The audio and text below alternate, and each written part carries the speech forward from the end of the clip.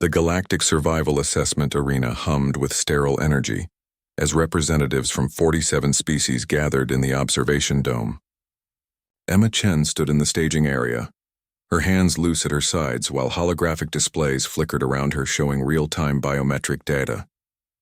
Beside her, Elijah Rodriguez cracked his knuckles, a gesture that made several of the insectoid Vrakesh observers click their mandibles in confusion.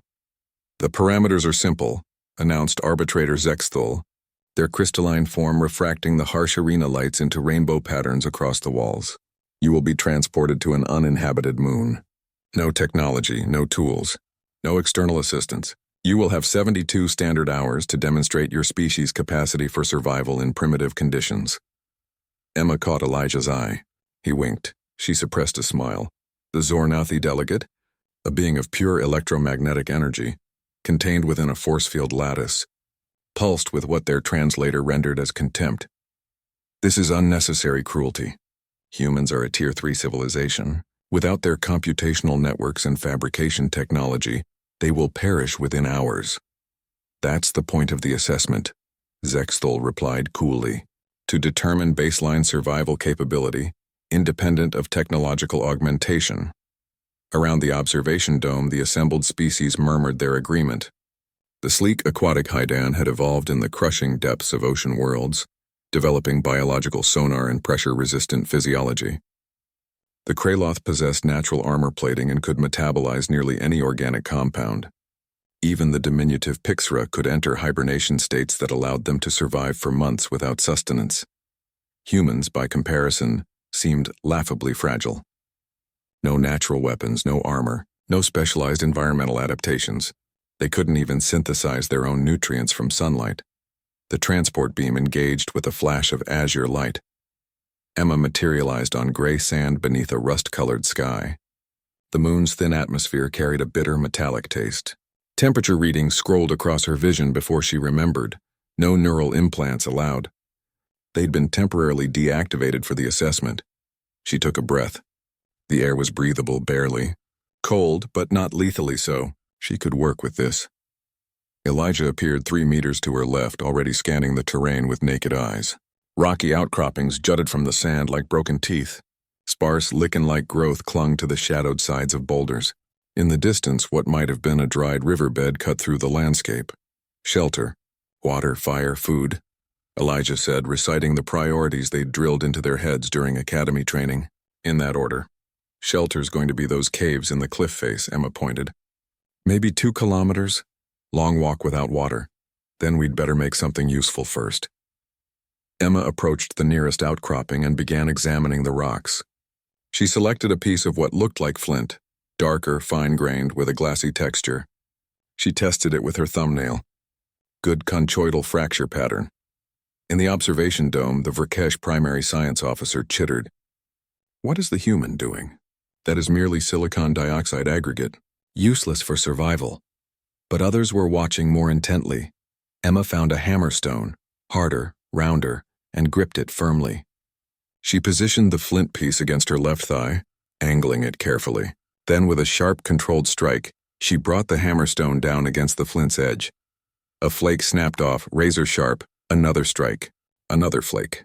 She worked with practiced efficiency, her movements economical and precise. Flake after flake peeled away, each strike revealing sharper edges beneath. "Impossible," breathed the Zornathi delegate. "She's creating an edged implement through percussion mechanics." 70 seconds, Zexthul announced, tracking the time. Emma's hands moved faster now. She'd done this 100 times in training, 1,000 times in historical simulations. Humanity had been making stone tools for 3 million years.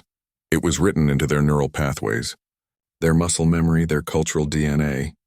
She struck off smaller, more refined flakes now, shaping the blade's edge. A pressure flake here to straighten the cutting surface. Another there to create a point. The stone sang in her hands, surrendering to techniques perfected across millennia. 90 seconds, Zexthul said softly. Emma held up the finished knife. It wasn't beautiful, just a teardrop-shaped piece of napped flint roughly 10 centimeters long. But the edge caught the rust-colored light. Sharp enough to split hairs, sharp enough to cut flesh, sharp enough to process wood and leather and bone, sharp enough to survive. By the eternal void, whispered a Kraloth observer. She made a weapon from ambient geological materials. In 90 seconds. Elijah was already gathering dried lichen and loose brush. Nice blade. Now let's get that fire started before the temperature drops. The observation dome had gone silent.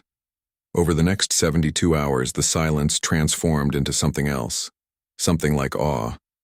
The assembled species watched as Emma and Elijah constructed a debris shelter, wedged into a cave opening. They watched as Elijah created fire using a bow drill made from scavenged wood and cordage woven from fibrous lichen. They watched as Emma used her stone knife to fashion additional tools, a hand axe, scrapers, a wooden spear with a fire-hardened tip. The humans tracked and killed a small lizard-like creature with that spear. They processed its meat with the stone tools. They rendered fat for lamp fuel. They used the sinew for better cordage. They turned the hide into a water carrier after smoking it over the fire. Nothing went to waste. Every material served multiple purposes. Every action built upon the previous one. They're not just surviving, said the Vrakesh science officer, her earlier contempt replaced by fascinated horror. They're thriving.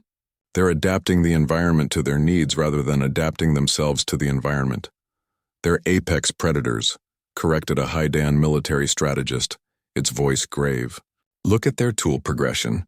That's not survival instinct. That's systematic resource exploitation. They're terraforming at the microscale. Zexthal watched as Emma used charcoal from the fire to mark symbols on a flat stone, a map of the surrounding terrain, noting water sources, potential food locations, and shelter sites. Planning. Always planning ahead. The Zornathi were correct about one thing, Zexthal said quietly. Humans are a Tier 3 civilization. But they achieved that status despite being a Tier 1 species biologically. They bootstrapped themselves from rocks and sticks to starships. Most species evolve biological advantages first, then develop technology to supplement those advantages. Humans had nothing, so they made everything. On the moon's surface, Emma sat by the fire, using a bone needle she'd carved to repair a tear in Elijah's jacket with sinew thread. Elijah was teaching her a song his grandmother had taught him, something about wandering and home. They were laughing. Terrifying, murmured the Kraloth delegate. They find joy in hardship. They make art while surviving. What kind of species does that? A persistent one, Zexthal replied. A creative one. A dangerous one. When the 72 hours elapsed and the transport beam retrieved Emma and Elijah, they returned to the observation dome carrying their tools, their fire still contained in a smoldering bundle of lichen and coals. They had survived not just adequately, but comfortably, and they'd brought pieces of that survival back with them. The Galactic Council's assessment was unanimous. Humanity passed. But in the private communications that followed, a different consensus emerged among the member species. The humans hadn't just demonstrated survival capability, they'd revealed something fundamental about their nature. Give them nothing, and they would make something. Strand them anywhere, and they would adapt. Challenge them with impossible odds, and they would laugh and invent new solutions. The knife Emma had made from a rock in 90 seconds sat in the galactic archives now, preserved behind force fields, a testament and a warning. Humanity hadn't conquered the stars through superior evolution or advanced biology. They'd done it through sheer, stubborn ingenuity and the willingness to turn anything, even rocks beneath their feet, into tools of survival. The other species understood now why human starships carried fabrication labs and raw material stores instead of specialized environmental adaptation chambers, because humans didn't adapt to their environment. They adapted their environment to themselves, and they'd been practicing for 3 million years.